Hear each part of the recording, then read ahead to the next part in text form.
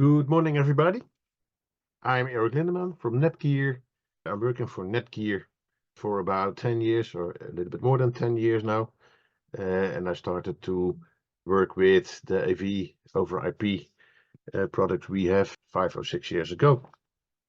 Normally, Johan Huel is also on this webinar for the commercial part, but Johan is in the US having a meeting with all his peers.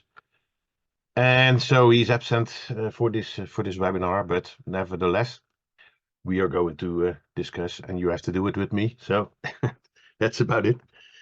Okay, in this webinar, I'm going to introduce a new router platform, the PR460X. I also explain a little bit about Engage and the updates we had on the routing and static routes. So the things come close together by this way because we have the introduction of our new router, and when we create VLANs on our network itself, the router has to be aware, so it has to be updated on the routes, and that is also what I'm going to demonstrate in this webinar on the how-to.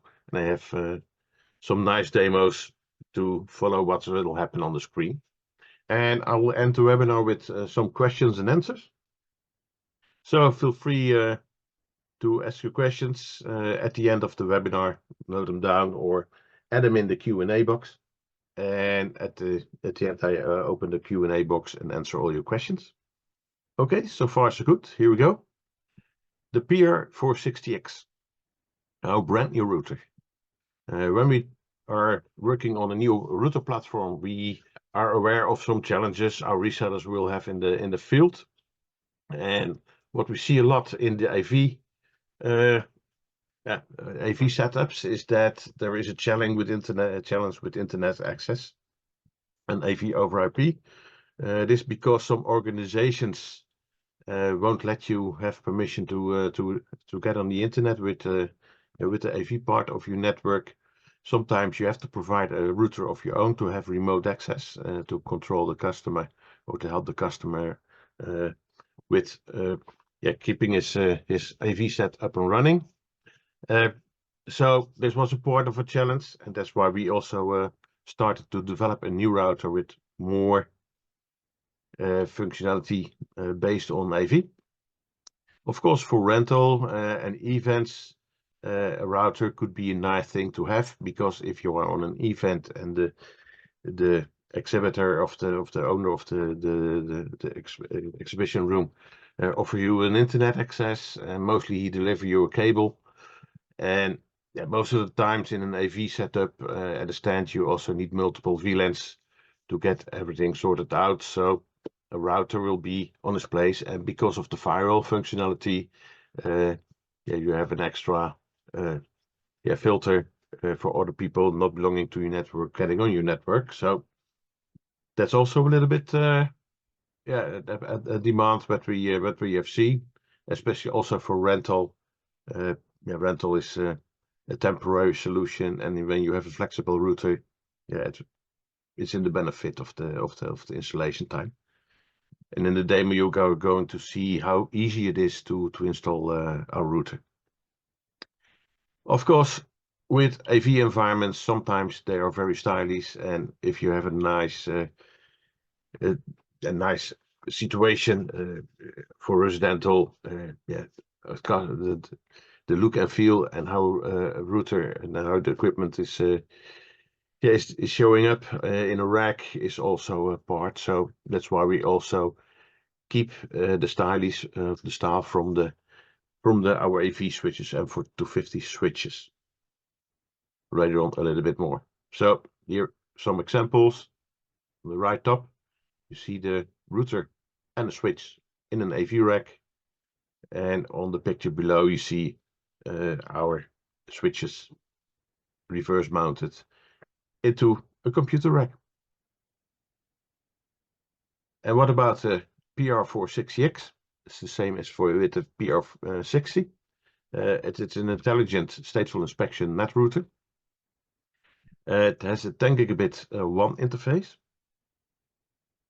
Dual WAN interface. One interface is based on 1 gigabit, and one interface, dual WAN interface, is based on multi-gigabit and 10 gigabit. So if you have a provider offering more than 1 gigabit, you can use this router. For routing protocols, there is static and there is dynamic routing with RIP version 1 and RIP version 2. And at this stage, there is an IPsec site-to-site VPN already implemented. And by the way, the LAN-to-WAN throughput, so the throughput from your local network to the internet and reverse, is 9.4 gigabit per second. So that's quite a lot of speed, just below 10 gigabit. So this platform can be used in most of the circumstances. And besides, I already mentioned it, the customization of the look and feel of the router, yeah, it's very decent for in an AV rack. And there are no cables involved, and you can use the front face or rear face mounting. So there are brackets you can position on the other side of the router, so you have all the cables in front, just like the picture below, or you can have a nice AV stylish implementation of the router and the picture above. Okay, so far so good. What are the connections to the router? First, we have the AC power connection. It's based on an ICC14 connector.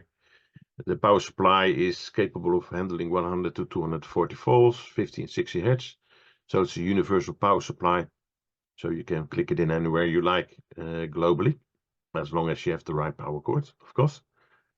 We have one interface, one interface capable of handling 2.5 gig and 1 gigabit based on OIR45. And we have a hybrid interface. You can configure it for LAN.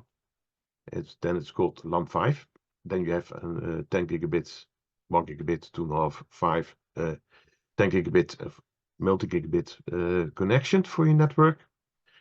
Or you can rebrand or reprogram this port for one usage. So when you have a provider capable of supporting speeds higher than 1 gigabit, up to 10 gigabit, you can use this interface.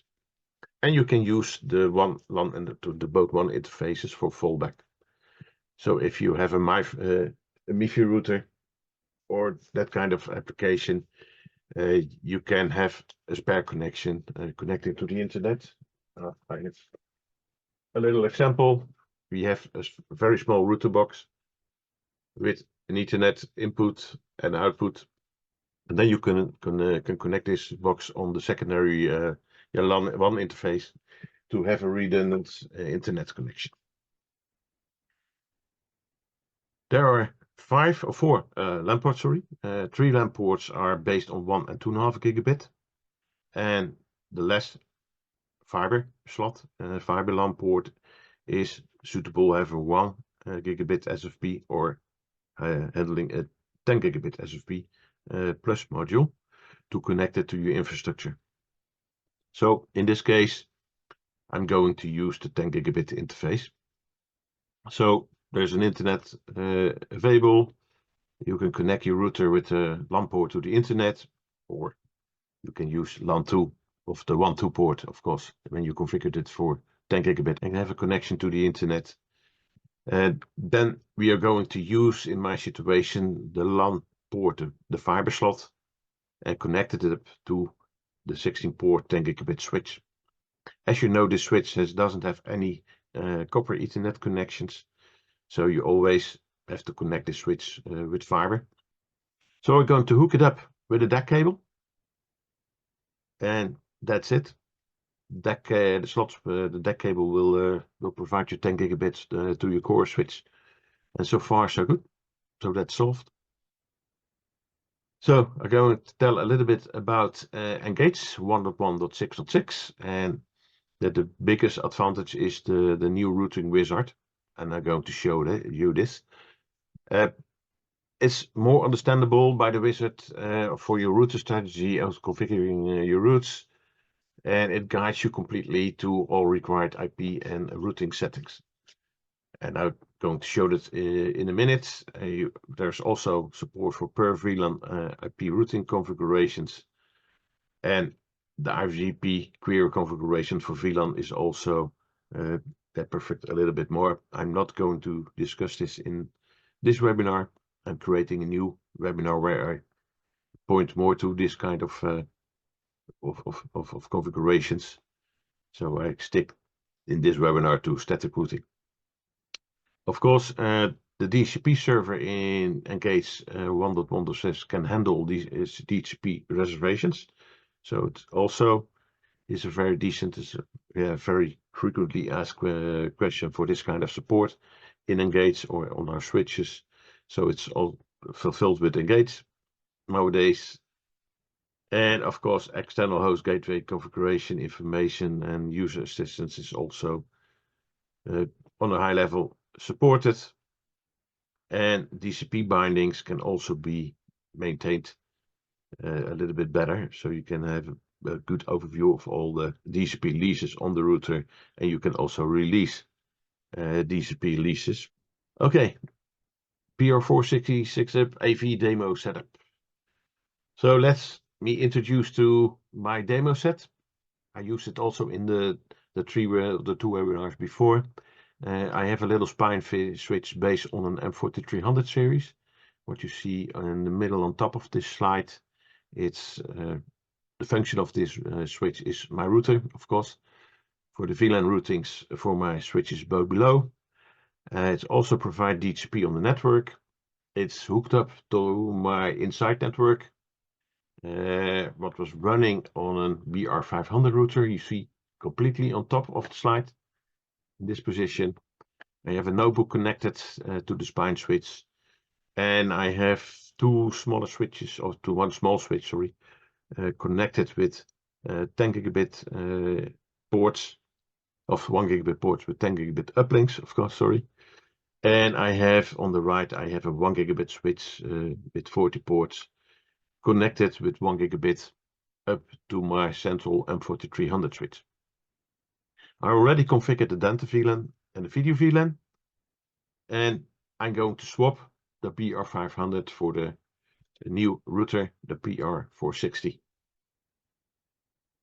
I'm going to configure, I have already a management VLAN called VLAN 1, an IP number of 192.168.2.245.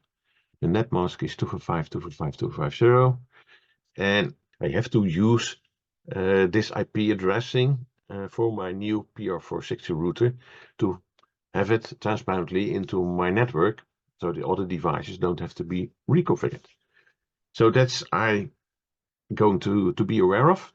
So let's first have a look at the initial setup.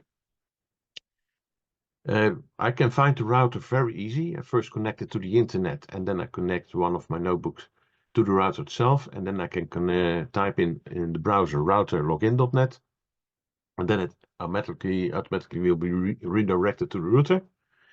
And on the first time login, I have to use the default password, and that's admin password, sorry. The admin password is password, but password I'm getting on the router, and because it's connected to the internet, I have to agree the license terms, of course.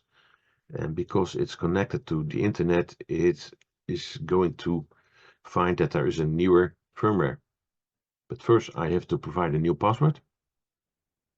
So let me use my standard password for this set. And as you see, we are checking the password on the minimal demands, of course. And I'm going to confirm the password. Okay, now the password is programmed. Because it's on the internet, it sees automatically my time zone. So it's the same area where you are. Okay, it's discovered that there is new firmware for this router. And I'm going to click next. I'm going to upgrade the router. So no downloads, no uploads to routers anymore. Simply finds if there's a new firmware, you can push a button. And also when the router is in production, you log into the router and there is a new firmware. With one click you can update the router. So it's still updating. Yeah, it's a rather fast or rapid process. The device has to be rebooted, and I have to wait on this. It takes a couple of seconds, but let me see. And we're going to adapt, of course, when the router is back online to the settings. Yeah, okay. It's based on the standard setting.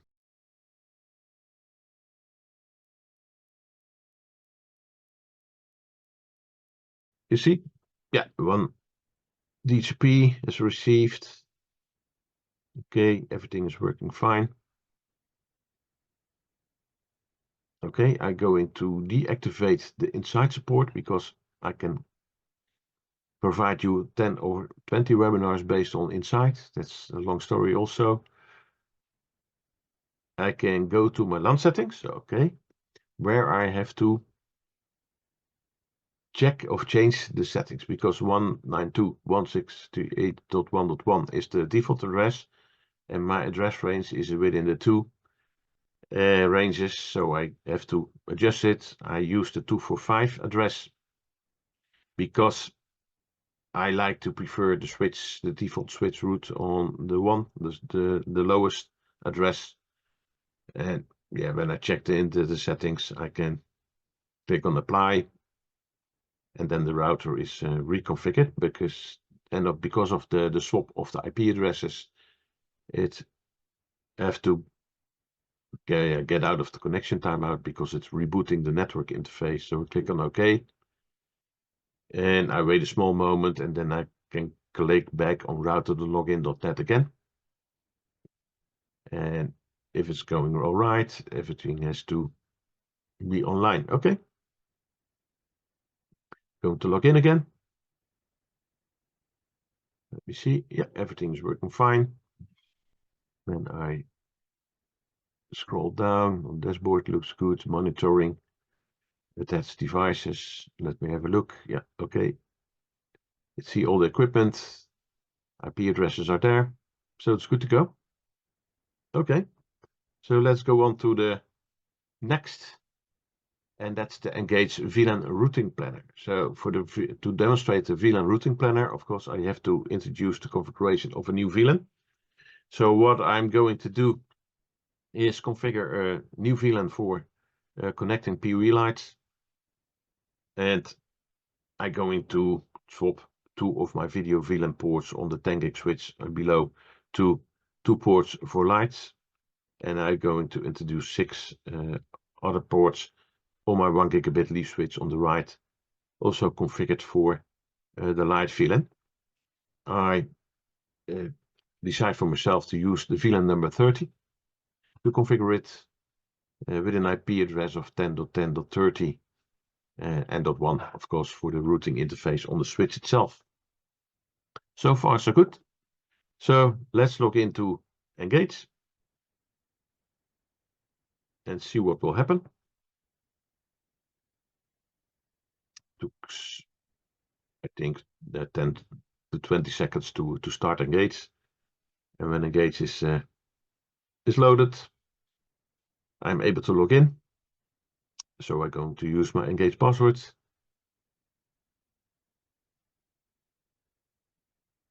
Click on Login. I get an overview of my 3 switches. They're all online. So far, so good. And I go to Site Settings to configure the new light VLAN. So click on Create New Profile. I'm going to select the template, Lightning. Click on the VLAN name, lights. What's in the name? Of course, I have to provide the VLAN number, so 30. And I decide for myself to use the color yellow. Okay, and I click Next. Okay, now I see an overview of my switches. And first I'm going to take my small switch with 10 gigabit uplinks and tag port 7 and 8 for this thing. I don't have to apply yet. I'm first going to select my other switch and select port 25 to 30, also for connecting lights. Okay, now I can scroll a little bit down. I see an overview of the configured ports and I can click on apply and confirm. Okay, now I'm going to the router planner. and it guides me to the routing process. My spine switch was the routing switch, so I'm going to click this. I'm going to click Enable Routing. DCP server core switch IGP query will follow. So my spine switch now is the router for this VLAN, and I'm going to click on Apply. Now I'm going to be leaded to the router configuration itself. So it's showing VLAN 30, the new VLAN 30, and I have to program the IP address for VLAN 30 on my switch for the routing interface. So that's 10.10.10.30.1. And I have to provide the subnet mask is 245.245.245.0. Okay. So scroll a little bit down so I can adjust the DHCP server. The default router is automatically programmed. I can adjust the DCP pool on whatever I like. And to have name resolving, I'm going to provide a DNS server for my clients. So I do use 8.8.8.8 and 1.1.1.1. And I go to click on Apply. I get a remembering that we have to configure a DNS server, but it's configured, so it's good to go. So I can click on yes. And I have to wait a little moment for the configuration to push to all switches. Okay, so far so good. So now the routing on my switch is configured with the VLAN routing planner. And we're going to discuss the topic of static VLAN routing, because there's something going on in a routing network, in a VLAN routing network, and we have to configure something. So again, my spine switch is the router, of course, and my new VLAN 30 for the lights is programmed, and I have to take care of the routing information into the router itself, because the router itself is not aware of all the VLANs presented in this slide. So let me zoom a little bit better on this. So I take one of my switches. I'm going to point to the port. So all the black ports on the router and the black ports on my switch are in the management VLAN VLAN 1. So that's good to go. And the router, if I connect a cable between those ports, is completely able to address the complete VLAN, because it's still VLAN 1. It's still in the same broadcast domain. But I also have another VLAN for video. There are two ports on this switch in the switch below, but the router is not aware of the video VLAN and the addressing belonging to the video VLAN. And that also is the same with the Dante VLAN on the Dante ports, and that's also the same with the light VLAN, VLAN 30. The router is completely unaware of all three the newly divided AV VLANs on my switch itself. So I have to learn this router the way in my network where to forward the traffic when it's not belonging to VLAN 1. So let me see a little bit more on this. So I'm going to take my core switch, my spine switch, and connect it to one of the Ethernet ports to the router. And then I have to provide a routing table into the router itself.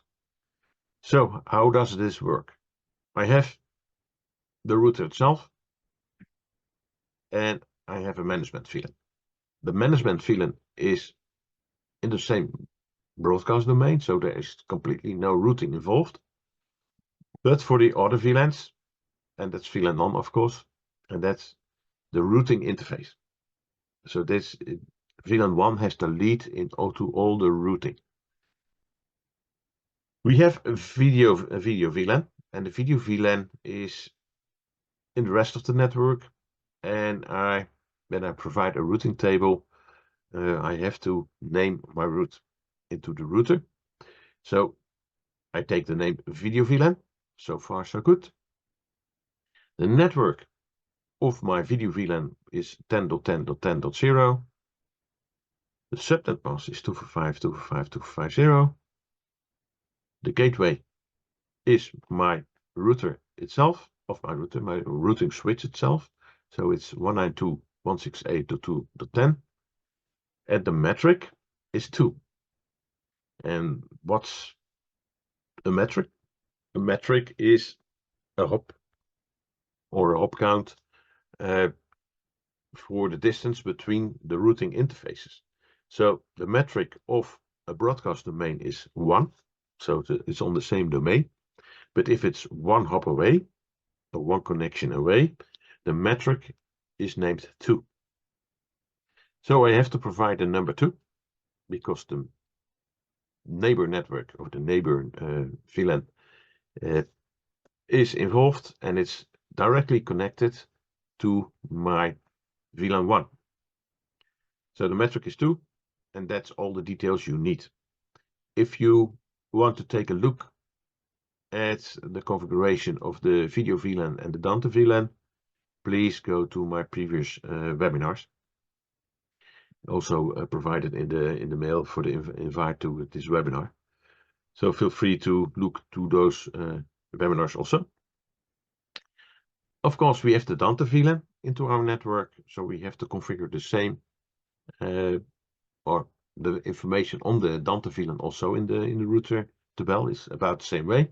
We give the root a name, Dante VLAN. The network for my Dante is 10.10.20.0.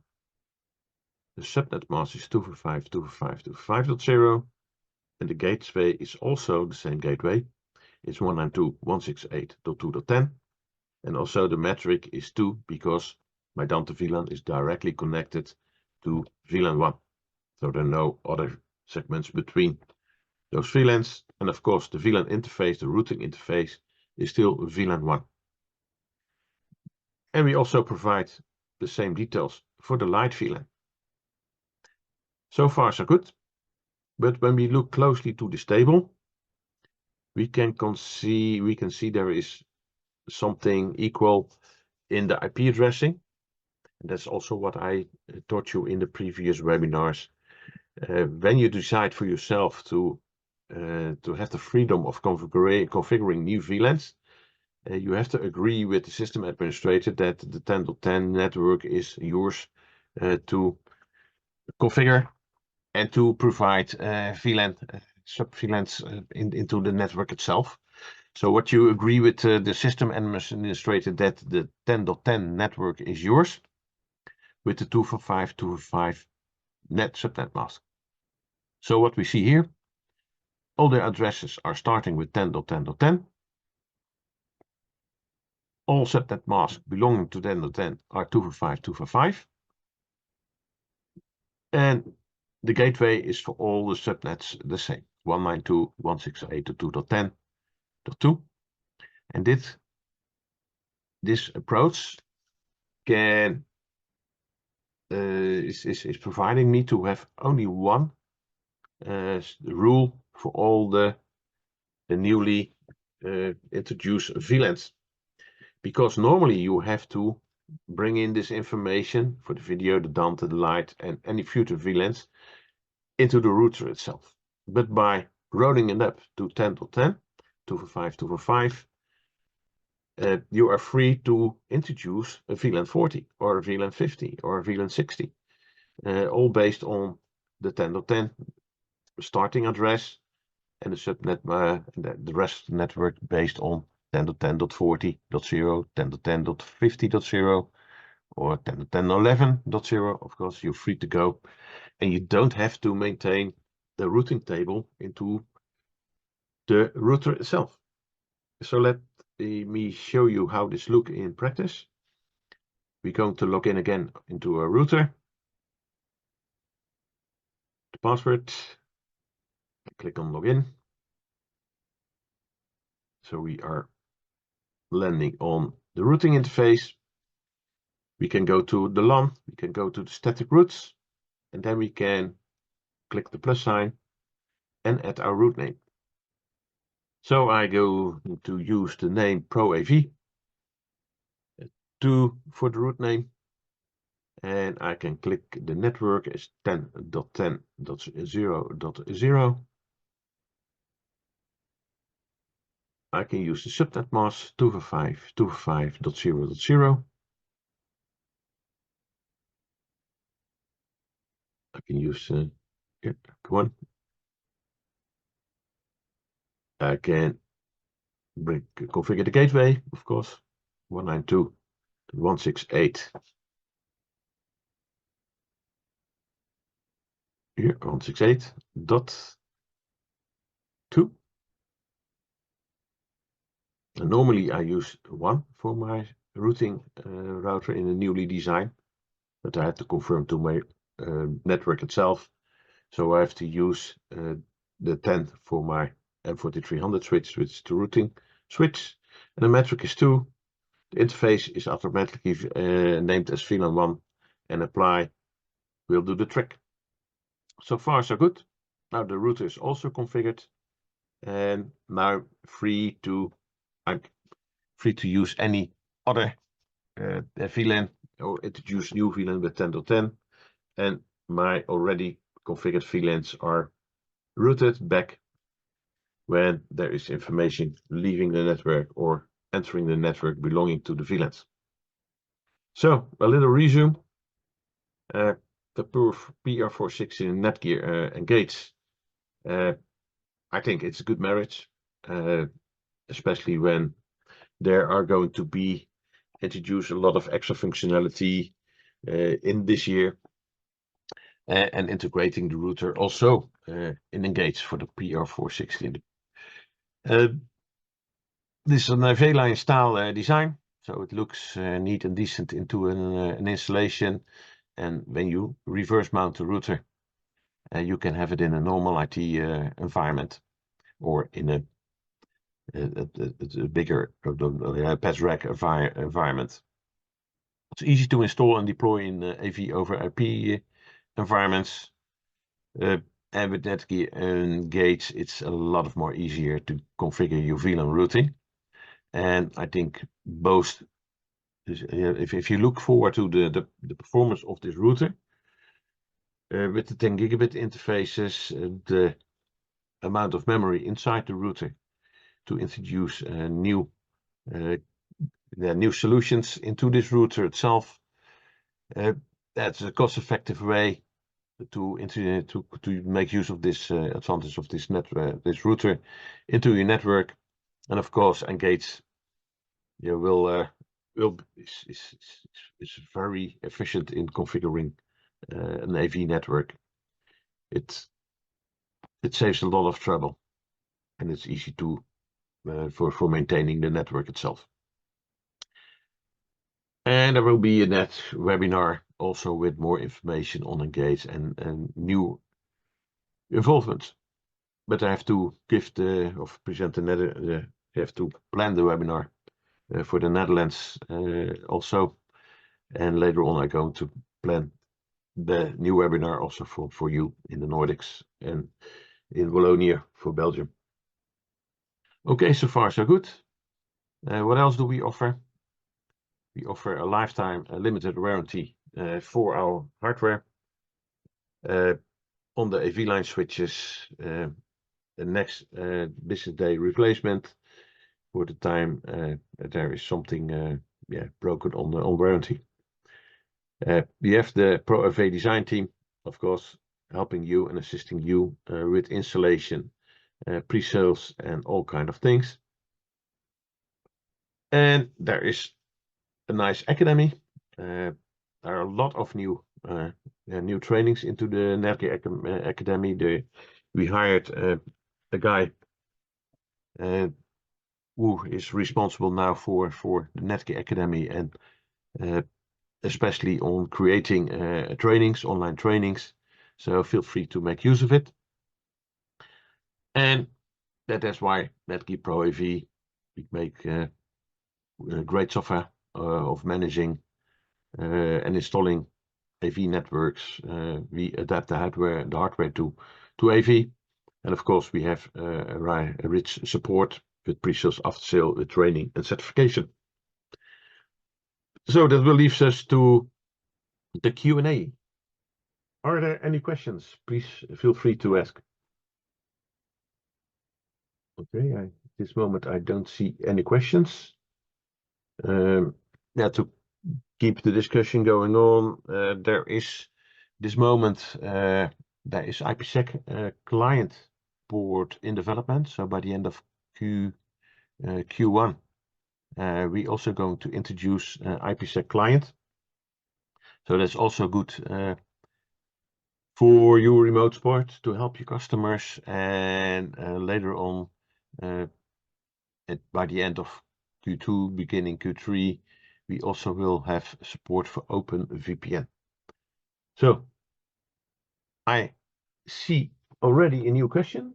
Would you be able to talk shortly about routing rules? Yeah, of course. What is the question? What are you looking for? Okay, if you want to enable specific ports for routing, or routing between the VLANs, this will be discussed in the new webinar. Of course, when you open or configure routing, our VLAN switch is by default already guiding all traffic between the VLANs you have created. So a sneak preview in the new Engage, there is a way to block the routing between certain VLANs. So if you don't want to use VLAN 10 for inter-VLAN routing, you can go and look into the routing table, where you can block the routes between VLAN 10 and the rest of your network. So that's one of the rules, of course, because yeah, by default the routing is configured on the M4350 400 VLAN switches, and then all routing between VLANs is open, so you can ping from VLAN 10 to VLAN 20 and 30, but there is a very easy way to block it. Okay. And other questions? Did this answer your question, Sakiri? Okay. Any other questions? What about multicast? Multicast is a long story. If you have multicast, it will be reside only on the VLAN itself. So if you have VLAN 10 and you have a multicast, multicast will not traverse between the routing tables. So if you want to have multicast routed from VLAN 10 to VLAN 20, you have to configure PIM on the central switch or the core switch or the spine switch, whatever it's named. In AV we call it the spine switch, and in the IT they call it the core switch. But what we do with IGP Plus, we block all the traffic not belonging to another switch in the network, so that will be filtered by default. And when you want to redirect the multicast from VLAN 10 to 20, by example, you have to configure 3 lines of PIM. So when you have this situation, please drop an email to pro-avdesign@netgear.com, and we will help you out with the PIM settings. Okay. Okay, welcome, Sakira. I got a question from Grigor. So P2P will not traverse by VLAN, but IP traffic will. P2P is another discussion. P2P is a clocking protocol, precision time protocol. That's where it stands for. Most of the time, P2P will be configured globally on your switch, and there is a way to configure it when necessary per VLAN, but in 89 of the circumstances, P2P globally configured will serve the need for P2P itself. When you click on our audio profiles, P2P V1 or P2P V2 will be involved. And be aware with P2P when you are using other switches than the new M4250 or the 4350, because P2P on all our newly AV switches is work on all ports. But if you have our older switch M4300 and you have the 52 port switch, the P2P will be separated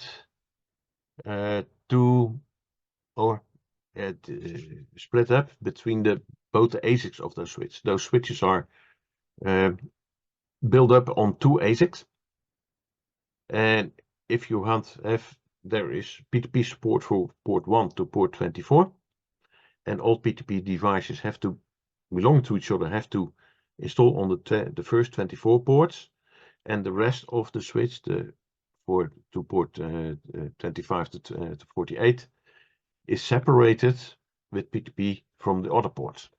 So when you use P2P on our switches, please be aware that if you have a 48 port switch on the M4300 series, the P2P will be split up. If you have our newly switches, so the M4250, M4350 and the M4500 switches, all ports can closely work together with P2P, so there's no separation. Does this answer your question, Gregor? Okay. Are there any other questions? Because I like this kind of discussions. It's very learningful for everybody. Also for me.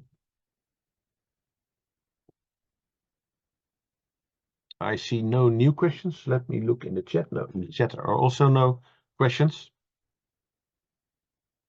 Okay. No more questions? Okay. Then I'd like to thank you for your time and joining this webinar. Feel free to reach out when you have projects where you need assistance. And also thanks, namely Johan, for joining this webinar. And see you on the next webinar. Thank you. Bye-bye.